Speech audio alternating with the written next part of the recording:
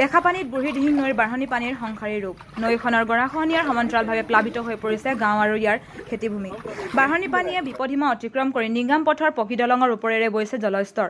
অঞ্চলটোৰ কেইবাঠাইতো খৰস্ৰোতা পানীৰ কোৱাল সোঁতত পকীত পুল উটি যোৱাত যাতায়াত ব্যৱস্থা সম্পূৰ্ণৰূপে বিচ্ছিন্ন হৈ পৰে। ক্ৰমান্বয়ে ক্ষিপ্ৰগতিৰে বৃদ্ধি পাইছে নৈখনৰ জলস্তৰ, যাক লৈ এতিয়া নৈপৰীয়া ৰাইজ আৰু অধিক শংকিত হৈ পৰা দেখা গৈছে। তিনিচুকীয়াৰ লেখাপানীত দিহিং নৈৰ ৰুদ্ৰমূৰ্তি। বাঢ়নী পানীৰ তাণ্ডৱে এফালৰ পৰা তীব্ৰ গতিত খহাই নিছে নৈৰ গৰা।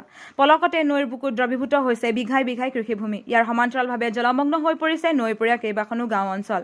অঞ্চলটোৰ চাৰিওফালে পকী পথ বিচ্ছিন্ন হৈ পৰাত যাতায়াত ব্যৱস্থা সম্পূৰ্ণৰূপে বন্ধ হৈ স্তব্ধ হৈ পৰাৰ উপক্ৰম ঘটিছে বানপীড়িত ৰাইজৰ, যাৰ ফলত বিশেষকৈ দিহিং নৈৰ বাঢ়নী পানীৰ ফলত সৃষ্টি হোৱা বানৰ কবলত বেয়াকৈ ক্ষতিগ্ৰস্ত হৈছে লেখাপানীৰ কুমচাই, নিংগাম, কথাপাখা 1 আৰু 2 নং টকলং আৰু মধুপুৰ গাঁও। এই গাঁওসমূহৰ প্ৰত্যেকটো পৰিয়াল এতিয়া প্ৰায় সংসাৰী বানৰ কবলত। প্ৰত্যেকৰ ঘৰৰ বাহিৰে ভিতৰে পানী পানী আৰু কেৱল পানী।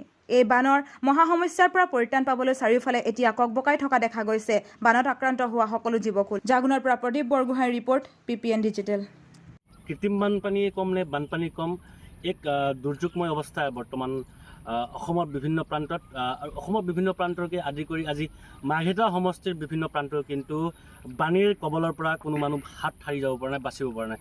ছাত্ৰ মুক্তি সংহতি তিনিচুকীয়া জিলা সমিতি হৈ আমি বিভিন্ন বানৰ দ্বাৰা বিধ্বস্ত হোৱা লোকক আমি সহায় হাত আগবঢ়াই আছোঁ। ইতিমধ্যে দেখিছোঁ যে জাগুনৰ কথাচেমা, টেকেৰী পৰা আৰম্ভ কৰি গোটেই গাঁওখিনি ইতিমধ্যে ডুব গৈছে বুলি আমি খবৰ পাইছোঁ। আৰু লগতে নিংগাম, পাখাবস্তিৰ পৰা আৰম্ভ কৰি সৰ্বোদয়ৰ দৰে গাঁওসমূহ ইতিমধ্যে ডুব গৈছে। আৰু আমি জিলা প্ৰশাসনক, ছাত্ৰ মুক্তি সংহতি তিনিচুকীয়া জিলা সমিতি হৈ কাটৰ অনুৰোধ জনাইছোঁ, তেখেতলোকে অতি শীঘ্ৰে অনতিপলমে তেখেতলোকক ৰিলিফ কেম্পৰ ব্যৱস্থা কৰি দিয়ে আৰু লগতে তেখেতলোকক খোৱা বোৱাৰ কাৰণে ব্যৱস্থা কৰি দিয়ে। যিহেতু বানৰ কবলত পৰি, পানীৰ কবলত পৰি তেখেতলোকৰ যি সা সামগ্ৰী আছিল, যি খোৱা বস্তুসমূহ আছিল, সেই বস্তুসমূহ ইতিমধ্যে কিন্তু একেবাৰে শেষ হৈ গৈছে।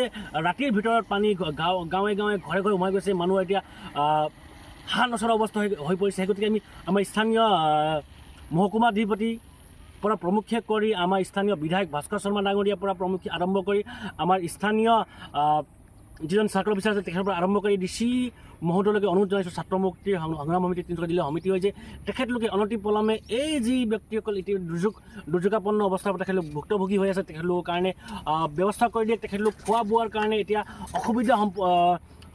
অসুবিধাৰ সন্মুখীন হ'বলগীয়া হৈছে। আৰু আমি কাটৰ অনুৰোধ জনাইছোঁ, তেখেতলোকে এই লোক সৰু সৰু কণমানিৰ পৰা আৰম্ভ কৰি ডাঙৰ বয়সীয়াল ব্যক্তি, বৃদ্ধ ব্যক্তিসকল এতিয়া একেবাৰে অৱস্থা বেয়া। কিছুমান ব্যক্তি এতিয়া বেমাৰৰ অৱস্থাত পৰিছে। তেখেতলোকৰ কাৰণে মেডিচিন পৰা আৰম্ভ কৰি আঁঠুৱাৰ পৰা আৰম্ভ কৰি তেখেতলোকৰ কাৰণে যি মহৰ দৰৱ পৰা আৰম্ভ গোটেইখিনি যদি বস্তু তেখেতলোকে যোগান ধৰি দিয়ে, তেনেহ'লে কিন্তু যিসকল লোক বানৰ দ্বাৰা ক্ষতিগ্ৰস্ত, তেখেতলোকে কিছু হ'লেও কিছু সকাহ পাব বুলি আৰু আমি দাবী জনাইছোঁ। আৰু লগতে যিসকল ব্যক্তিৰ ঘৰৰ পৰা আৰম্ভ কৰি নিজৰ তেখেতলোকৰ সম্পদসমূহ নষ্ট হৈছে, সেই সম্পদসমূহ নষ্ট হোৱা সম্পদসমূহ কি ধৰণে ক্ষতিপূৰণ দিব চৰকাৰে, সেই ব্যৱস্থা আলোচনা কৰিবলৈ আমি ছাত্ৰ মুক্তি সংগ্ৰাম সমিতি তিনিচুকীয়া জিলা সমিতি হৈ আৰু লগতে আঞ্চলিক সমিতি হৈ আমি আমাৰ যি তিনিচুকীয়া জিলাৰ আয়ুক্ত মহোদয়, মহকুমাধিপতি মহোদয়ক আমি অনুৰোধ জনাইছোঁ।